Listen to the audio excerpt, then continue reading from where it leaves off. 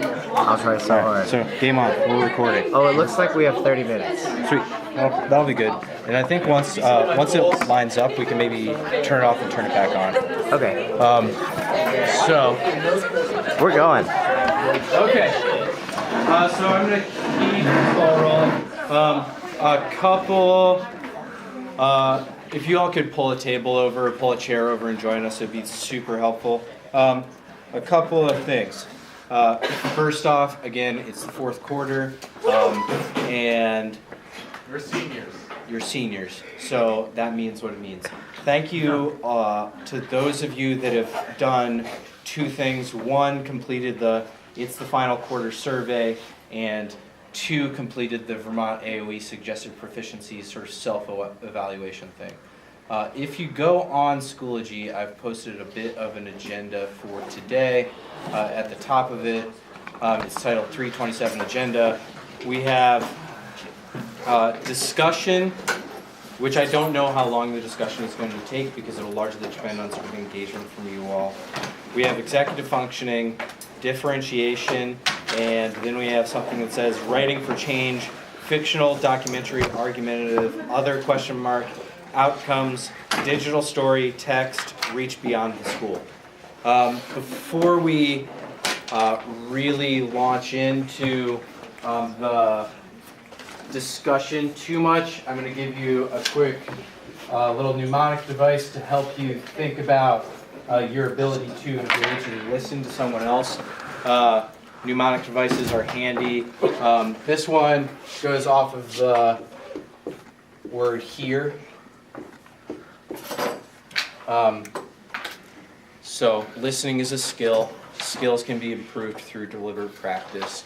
The H in here stands for halt. Essentially, if you are going to listen to anything, you need to make that the priority and you need to stop doing what else you are doing. So, for instance, Colby, I'm going to throw you under the bus a little bit. If you were to do your best job of hearing right now, you wouldn't be like scrambling to plug in your computer. If you're Eli, I'm going to throw you under the bus a little bit too. If you were to do your best job of hearing, and Marguerite as well, you wouldn't be like tinkering with an electronic device. You literally stop everything that you are doing, and your task, your priority, is to listen and hear what's going on. Simple enough. I know you mentioned Schoology. We're all honestly not going to check it. I'm sorry, that was probably unfair of me. Cool. And sometimes teachers are unfair. I try to be fair as much as I can. Good job standing up for yourself. The next bit is engage. So what I think about with this is there's body language and posture that both helps you show the person who's speaking that you are engaged with what's going on and actually helps you listen. If you are slouched too far in either direction, your body won't do as good of a job at pumping blood and oxygen around it, and you will start to feel tired. So think about how your posture is allowing you to engage with what you are trying to listen to, be it someone running their mouth, an audio recording, or something else.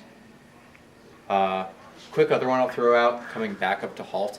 This is a space for some peer leadership as well. If there are people around you that are making it difficult for you to listen, you might want to give them some gentle but firm nudges saying, be quiet. You're making it hard for me to hear. Sweet. The next one is anticipate. Oh, anticipate. Just finish it out. It's hard to spell on the board. Anticipate. When you are using your brain as an experimental tool, when you are constantly setting hypotheses and then testing them and proving them or disproving them, you will have a pleasure response because your brain is getting used and it likes being used. So if you're trying to guess, literally guess, what the person who is speaking is about to say next, you will be more engaged in listening to that than if you were just passively sort of receiving information that's headed your way. Final one, replay. So returning to what was said and either paraphrasing it Or just like after you have a meeting, saying these are the outcomes of the meeting, these are like what we've learned, and these are maybe our outstanding questions. Good idea. So this is what I sort of think of when I try to coach people around listening. So I'm going to move on from there. When people were filling out it's the final quarter form, I'd say we have about a third of you all did that. So thank you for that. I'd say that of that third, I'm going to do my best to sort of create some groupings. There was probably 1/3 that was really excited about what I'll call essay-driven writing and writing in preparation for college. There's probably 1/3 that was really excited about continuing with fiction writing, and there's probably 1/3 that didn't really have a direction in terms of what they wanted for the rest of the class, except they kind of said they wanted it to be easy. There you go. Does anyone see or feel like there's another grouping there that I'm not touching on?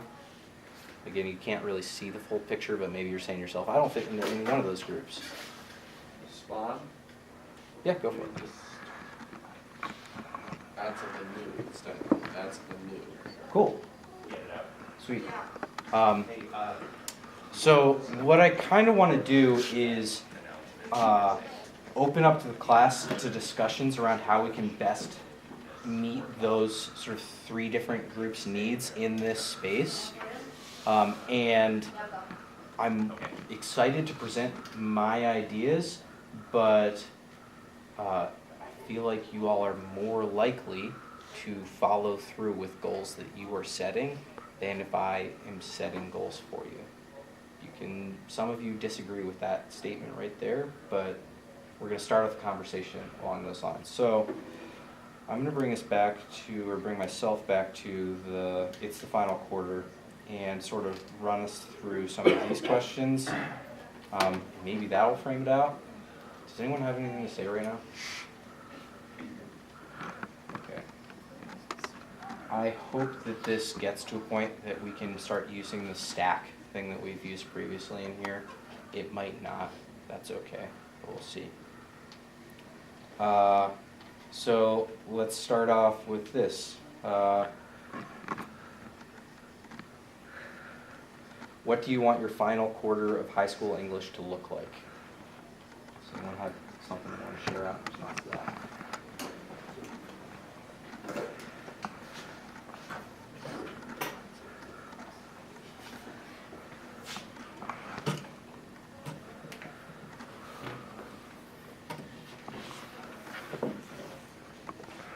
Go for it. I'll go first. I would like at least some college prep, Yeah. because I don't want to get into college and do major and minor and just have like, what am I doing in English? Okay. Sweet. So college prep, and someone sort of on into that. Can you say more about what you think college prep is? I know a lot of my friends and myself are not fans of the argumentative essay. There's other essays that are better suited in a college environment. And learning about those essays and how to go back and read your essay that you wrote or whatever it is more intensively and purposely would be, I think, a better use of my time. Cool. So moving beyond the 5-paragraph essay and looking at revision are kind of the things I'm hearing from you. Sweet, thanks. Go for it, Eli. What college prep is for me? Sure. Personally, I honestly think that it's just a matter of understanding and what I really want out of life. That's really what college is: training for something that you particularly are either interested in or have some skill in. And sometimes those go together too, right? The biggest thing for me, I guess, would have to be the environment change, not so much the studying, because for what I do choose, it would have to have, when I do choose something, I'll likely study for it, read up, watch videos, learn from other people. But learning is just learning. Everybody goes at their own pace. I think the biggest thing for college prep, as an actual preparation, would be finding a way to function in college. Mm-hmm. Resources, places to sleep, food, Uh-huh. that sort of thing. Uh-huh, cool. But I could be wrong. That's always there. Does anybody else have something they want to share out? What do you want your final quarter of high school English to look like? Or you can continue with the what is college prep conversation.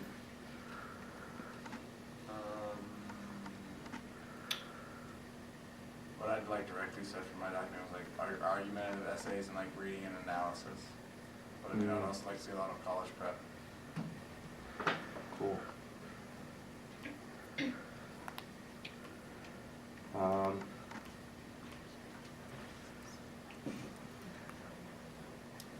So, go for it, Eli.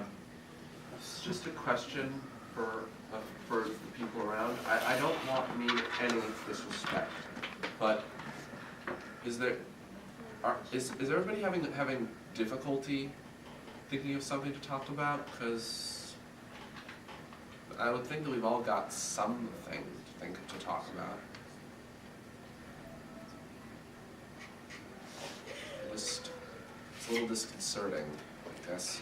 I think that at times it's important to sort of embrace the awkward silence and let it ride, and like kind of see it as either it's going to increase pressure and people will start cheering out, or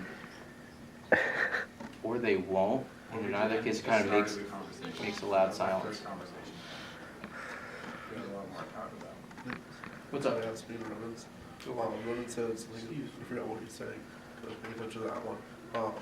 Another thing is like, if we have books that are like, this is a challenging book. Oh, like reading and analysis? Yes, but books that we're gonna be reading in college are gonna make this here look like a picture book. Mm-hmm. And nothing against Neil deGrasse Tyson, but I don't think Hazen does a good enough job making kids ready for a college level thing where you have to read 15 chapters that night, and there's no other option. So, two things. One, let's restrict the conversation, what's going on in here. So specifically that corner, I do need you to be quiet unless you have something to share out for the whole group. Marguerite, you got something to add in? I don't think for college I'm necessarily concerned about like the level of the work I'm gonna get. I think I'm more concerned about like the time management, because I have like so many study halls and 3 classes that are like actually hard, including this one, and it's not hard. So Okay. So, I guess I'll add that into college prep. It would be moving beyond the 5-paragraph essay, revision, and would you say time management? Okay. So, unless someone says something else in here, I think what I should do is say what I think is a good idea, and then you all can say why it's not a good idea or how it would be a better idea. Does that sound good? Okay. Then,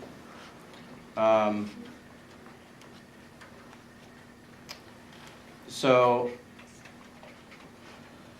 we also only have about 1/3 of you who have completed the, like, setting a goal based off of the Vermont AOE proficiencies. That was reflected in your academic habits grade in the last quarter. And I'm gonna continue to have that be an expectation. There's a good, I have like a folder on my computer titled Screenshots that inform my pedagogy. Pedagogy is just teaching practice. One of them is a picture of Yogi Berra, who was a manager of the Mets at one point in time. And it says, if you don't know where you're going, you might wind up someplace else. So if you are not able to set goals based off of something like that, someone else is also not going to be able to set goals for you because that's just arbitrary and random. And you're not going to be able to manage your progression in reading or writing because you're not controlling anything, you're not focusing on anything. So that's a bit of a motivator. First off, is like our first expectation for the fourth quarter is look at the Vermont AOE proficiencies and do a reflection based off of each one of those sort of learning veins, reading, writing, speaking and listening, and language acquisition.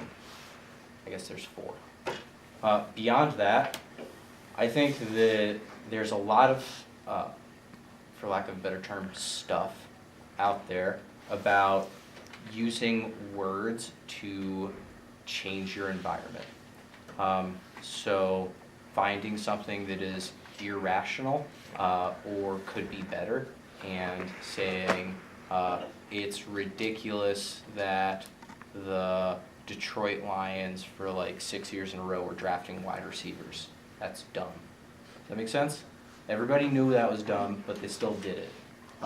There are other things like that. Probably there are traffic signs that you are aware of on your way to school that you're just like, why is this a yield sign? I almost die here every single day. Or something that's sort of larger than that. For instance, why are schools funded in the state of Vermont the way in which they are funded? It does not result in equity of services. It results in generational injustice. So you could start to confront some of these things.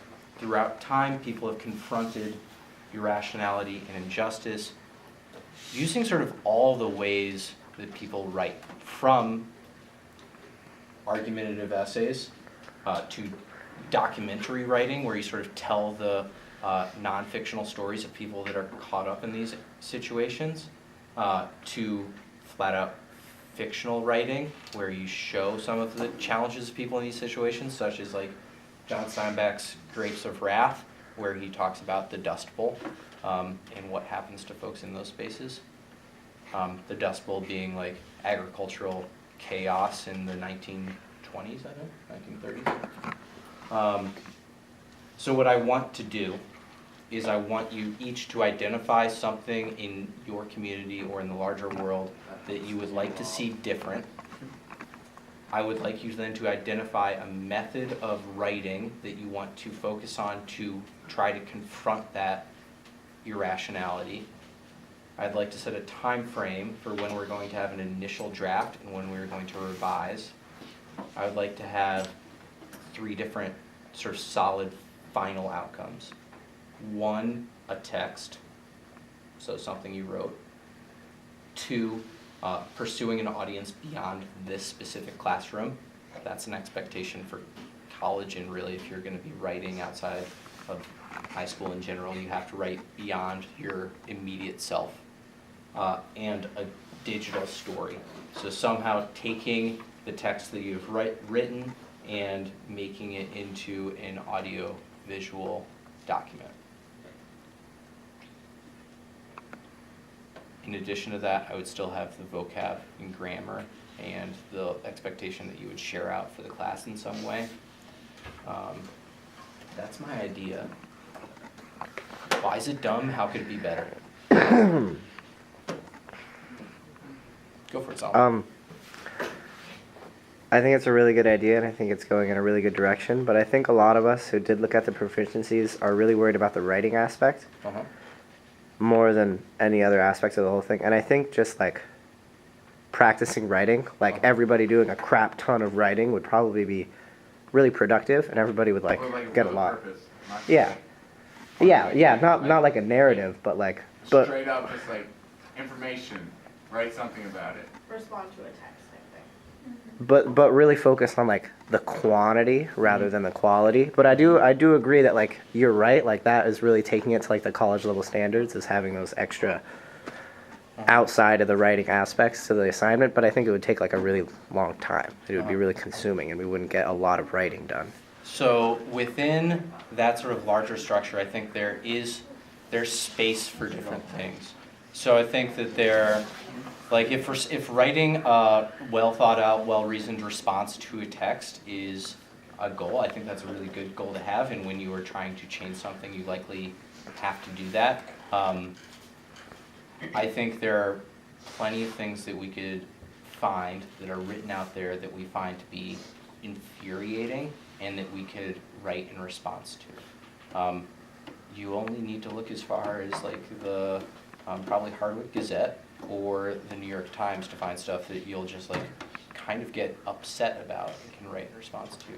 In terms of like the quantity thing, I fully agree, and in that like, so my basic like teaching theory is nobody's gonna get better at something until they're already doing it in some capacity. You don't start practicing basketball until you've like played a bunch of basketball with your homies. Does that make sense? Homies. You don't start practicing until you like already love doing it and want to do it better, and you've stopped seeing maybe improved performance by just doing it with your friends. Then, if you're going to achieve your like best possible performance, you have to have a combination of those two, of like play and practice to be able to like have a peak performance experience. Because if you only practice, you're gonna lose that like that sense of joy that you get from it, and it might shift. You might like become the best at exercising or the best at practicing. Does that make sense? So yes, we need to write a lot. Outside of just like setting a time frame to do it in, I don't at the moment feel really well versed in how to scaffold that practice. So you said like we could find snippets anywhere from like a magazine, and I remember like Bertolini would have us do like every Friday he would have like an assignment, and you'd have to have. Yeah, you had to like write a paragraph about some current event, and it was due Friday. You had to do it. It was just part of the class, on top of everything. Cool. Would you all like me to do that? Well, we'd have to find, truth be told, the biggest current events, I'm not entirely sure, but it should be, if you are gonna do that, then it should be a deep subject. Something that we can all, something that we can read about and have a clear opinion about. I wouldn't necessarily say it has to be deep, it just has to be something that's going on currently that understands that you're aware of what's going on around you and you have an opinion about it. It doesn't necessarily need to be like world-changingly like important. It's just something that you personally care about. Yeah, I was thinking it didn't have to be current events or anything. I think just like some structure, like you have to write this much, you have to do this kind of writing, sort of answer these specific questions while you're doing it, but you can really write about whatever you want. Cool. Another thing that I like about that idea is that I think it will allow us to go through, it's not acceptable to be in here right now, to go through our, like the Vermont AOE writing proficiencies and like kind of hit them all, because we can work in that time period.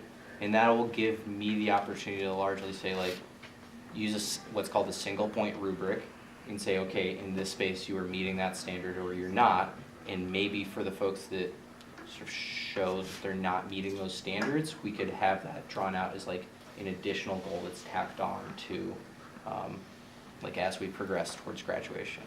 Does that sound good to folks? Other ideas? Why is it dumb? How can it be better? Well, then I'm worried about like responsibility, Mm-hmm. because like if you'd call it a formative, then technically nobody has to do any of it. Yeah. So, But I mean, that also just falls back on like getting out of your education as much as you see fit. Right. Like, I mean, like, you can accomplish as much as you want to get done. Which, I mean, much more student-based, which is kind of what we've been working towards as a school. But then again, there needs to be some kind of like... Yeah, there can't be like, no expectation. hardcore, not like hard set like this needs to get done, but you're allowed to like expand as far as you want to in this. And it's kind of like walking line about where we're gonna put that. Give us a baseline. Of like what needs to get done and like what is up to us to like expand as far as we want to expand on. Right. Till we see that we're like, okay, I feel that I am well enough suited in this area, let's move to this area. But there's always gonna be some like final point of like, Hard Rock, this needs to get done, Like a good minimum. like a good minimum. Right, and I Good think phrase. that's the difference between a 3 and a 4. Like, a 3, what you say we need to be doing, and a 4, what we feel like we need to do to exceed that. And then maybe some guidelines to help us in the right direction. So looking at the like expectations that I've just like initially written down, find something that you want to see be different in your community or in the world. Write something to confront it. Revise that writing. Reach beyond the school with that writing. So find an audience outside of us. What do you mean by that? Like, what would that look like, audience outside the school, like? It could look like everything from, hey, I shared it on Twitter or Facebook or a social media platform that will get out there that I don't have access to when I'm in school, to I sent it to the Hardwick Gazette, to I put it up at all the restaurants around school, Right. to I got it out there on a different platform entirely. There are a number of different places, largely on the internet, that are really excited to publish writing done by high school students or publish writing done by Vermont high school students. And we can use those folks to amplify our voices.